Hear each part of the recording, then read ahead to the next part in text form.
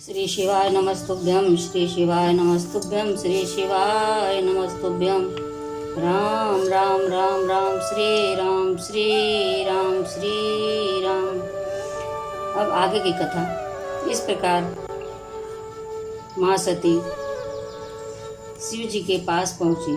शिव जी ने हंसकर कहा कि तुमने राम जी की किस प्रकार परीक्षा ली, सब मुझे सत्य सत्य कहो। सती जी ने श्री रघुनाथ जी के प्रभाव को समझकर डर के मारे शिव जी से इस बात को छिपा लिया कि उन्होंने सीता का भेष बनाया था। उन्होंने कहा, मैं भी आप ही की तरह प्रणाम किया। आपने जो कहा वह झूठ थोड़े न हो सकता है, यह मेरे मन में पूर्ण विश्वास है। तब शिव जी ने ध्यान करके देखा तो उन्होंने यह देख लिया कि सती ने सीता का रूप बनाया था। उन्होंने श्री राम जी की माया को सिर नवाया, जिनकी प्रेरणा से सती ने झूठ कहा। शिव जी ने मन में विचार किया कि हरि की यही इच्छा है। सती ने सीता का भेष धारण किया। यह जानकर शिव जी के मन में बड़ा ही विषाद हुआ। उन्होंने सोचा कि मैं अब सती से प्रीत नहीं कर सकता हूँ, नहीं तो मेरा भक्ति का मार्ग लुप्त हो जाएगा। मैं यह जानता हूँ कि सती परम पवित्र है, इसलिए इन्हें छोड़ भी नहीं सकता और प्रेम करने में बड़ा पाप है। महादेव जी खुल करके कुछ नहीं कह रहे हैं कि उनके हृदय में बड़ा ही संताप है।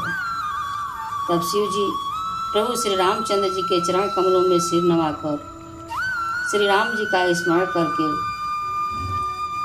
यह प्रतिज्ञा कर लेते हैं कि मैं सती के इस शरीर से प्रेम नहीं करूँगा। वे श्री रघुनाथ जी का स्मरण करते हुए अपने घर कैलाश को जाते हैं। उसी समय सुंदर आकाशवाणी हुई कि हे महेश, आपकी जय हो। आपने भक्त की अच्छी दृढ़ता की है। आपको छोड़कर दूसरा कोई ऐसा प्रतिज्ञा नहीं कर सकता। आप श्री रामचंद्र जी के भक्त हैं, भगवान हैं। आकाशवाणी को सुनकर सती के मन में चिंता हुई। उन्होंने संकोच करते हुए शिव जी से पूछा, हे कृपालु, हे दयानिधान, आपने ऐसी कौन सी प्रतिज्ञा की है, आप मुझे बताइए। लेकिन शिव जी ने उन्हें कुछ भी नहीं बताया। सती के हृदय में यह अनुमान किया कि सर्वज्ञ शिव जी सब जान गए हैं। मैंने शिव जी से कपट किया है, यह मेरी मूर्खता है। प्रीति की सुंदर रीति तो देखिए, जल भी दूध के समान भाव बिकता है, परंतु अगर कपट रूपी खटाई इसमें पड़ जाए तो दूध और पानी दोनों अलग अलग हो जाता है। अपने करनी को याद करके सती जी के हृदय में इतना सोच है और इतनी अपार चिंता है जिसका वर्णन नहीं किया जा सकता। शिव जी कृपा के परम अथाह सागर हैं। इसमें प्रकट में उन्होंने मेरा अपराध तो नहीं कहा, ऐसा सती अपने मन में विचार कर रही थी। शिव जी का रुख देखकर सती ने यह जान लिया कि स्वामी ने मेरा त्याग कर दिया है और वह अंदर ही अंदर व्याकुल हो उठी। अपने पाप को समझकर उन्होंने अपने भीतर बहुत ही वेदना का अनुभव किया। वृषकेतु शिव जी ने सती को चिंतायुक्त जानकर उन्हें सुख देने के लिए सुंदर कथाएं कही। इस प्रकार मार्ग में विविध प्रकार के इतिहासों को कहते हुए विश्वनाथ कैलाश जा पहुँचे। वहाँ फिर शिव जी अपनी प्रतिज्ञा याद करके बड़ के पेड़ के नीचे पद्मासन लगाकर बैठ गए। शिव जी ने अपना स्वाभाविक रूप संभाला। उनकी अखंड और अपार समाधि लग गई। जब सती जी कैलाश पर रहने लगी, उनके मन में बड़ा ही दुख था। इस रहस्य को कोई कुछ भी नहीं जानता था। उनका एक एक दिन एक एक युग के समान बीत रहा था। सती के हृदय में नित्य नया और भारी सोच हो रहा था कि मैं इस दुख समुद्र के पार कब जाऊंगी। मैंने श्री रघुनाथ जी का अपमान किया और फिर अपने पति के वचनों को झूठा जाना। उसका फल विधाता ने मुझको दे दिया, जो उचित ही है। परंतु हे विधाता, मैं शंकर जी से विमुख होकर जीवित नहीं रह सकती। सती जी के हृदय की ग्लानि कुछ कही नहीं जाती। बुद्धिमती सती जी ने मन में श्री रामचंद्र जी का स्मरण किया और कहा, हे प्रभु, यदि आप दीन दयालु कहलाते हैं और वेदों ने आपका यश गाया है कि आप दुखों को हरने वाले हैं, तो मैं हाथ जोड़कर विनती करती हूँ कि मेरी इस देह को जल्दी मुक्त कर दीजिए।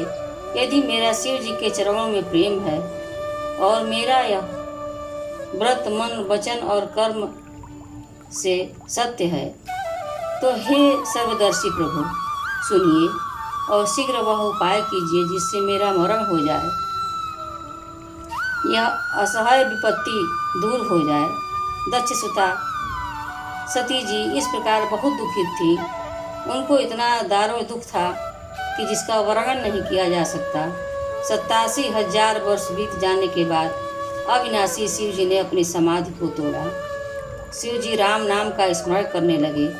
तब सती ने जाना कि अब जगत के स्वामी शिव जी जाग चुके हैं। उन्होंने जाकर शिव जी के चरणों में प्रणाम किया। शिव जी ने उनको बैठने के लिए सामने आसन दिया। सती को आश्चर्य हुआ कि हमेशा प्रभु मुझे बाएं अंग में बैठाते थे, आज उन्होंने सामने आसन क्यों दिया। शिव जी भगवान श्री हरि की रसमयी कथा कहने लगे। उसी समय दक्ष प्रजापति हुए। ब्रह्मा जी ने सब प्रकार से योग्य देखकर दक्ष को प्रजापतियों का राजा बना दिया। जब दक्ष ने इतना बड़ा अधिकार पाया तो उनके हृदय में अत्यंत अभिमान आ गया। जगत में ऐसा कोई नहीं पैदा हुआ जिसको प्रभुता पाकर घमंड न हो। दक्ष ने सब मुनियों को बुला लिया और वे बड़ा यज्ञ करने लगे। जो देवता यज्ञ का भाग पाते हैं, दक्ष ने उन सबको आदर सहित निमंत्रित किया। किन्नर, नाग, सिद्ध, गंधर्व और सब देवता अपनी अपनी पत्नियों के सहित चले। विष्णु, ब्रह्मा और महादेव जी को छोड़कर सभी देवता अपना अपना विमान सजाकर चले। सती जी ने देखा अनेकों प्रकार के सुंदर विमान आकाश मार्ग से चले जा रहे हैं। देव सुंदरियां बधुनगार कर रही हैं, जिन्हें सुनकर मुनियों का ध्यान भी छूट जाता है।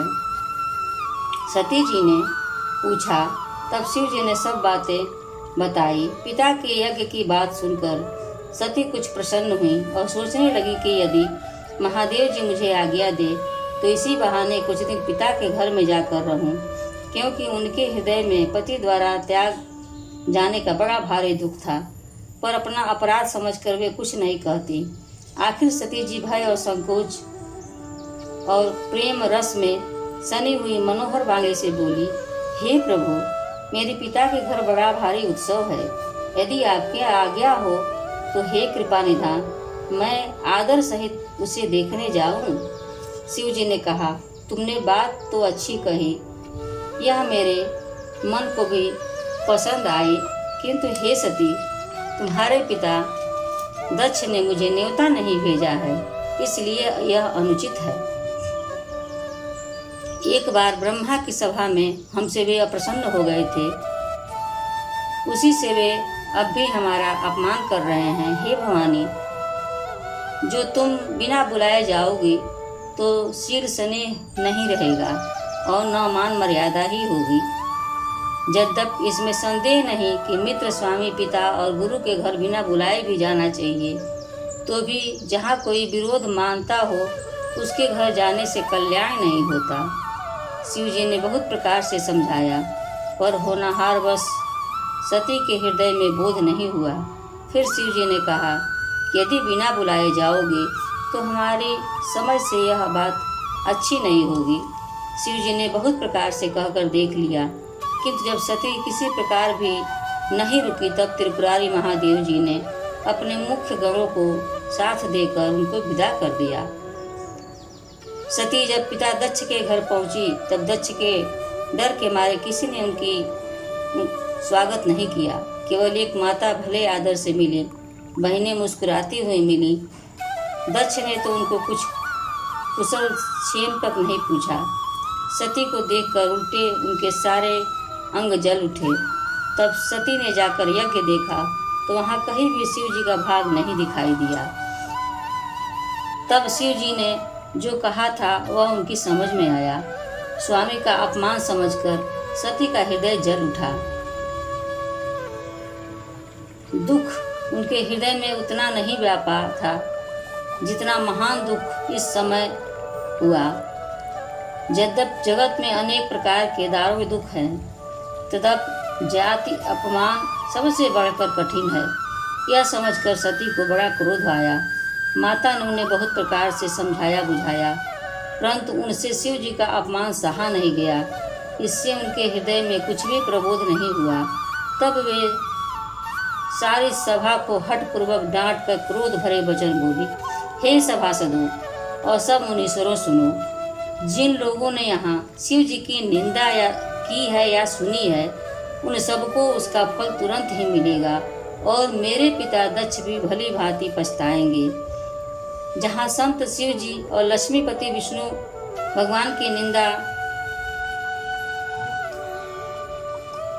सुनी जाए, वहाँ ऐसी मर्यादा है कि यदि अपना बस चले तो उस निंदा करने वाले की जीभ काट ले और ना कान बंद करके वहाँ से चला जाए। त्रिपुर दैत्य को मारने वाले भगवान माहेश्वर संपूर्ण जगत के आत्मा हैं। वे जगत पिता हैं, सबका हित करने वाले हैं। मेरा मंद बुद्धि पिता उनकी निंदा करता है और मेरा यह शरीर दक्ष के ही वीर्य से उत्पन्न हुआ है। इसलिए चंद्रमा को ललाट पर धारण करने वाले वृक्ष केतु शिव जी को हृदय में धारण करके मैं इस शरीर को तुरंत ही त्याग दूंगी। ऐसा कहकर सती ने योगाग्नि में अपना शरीर भस्म कर डाला। सारी यज्ञशाला में हाहाकार मच गया। अगली कथा, आगे की कथा अगले वीडियो में।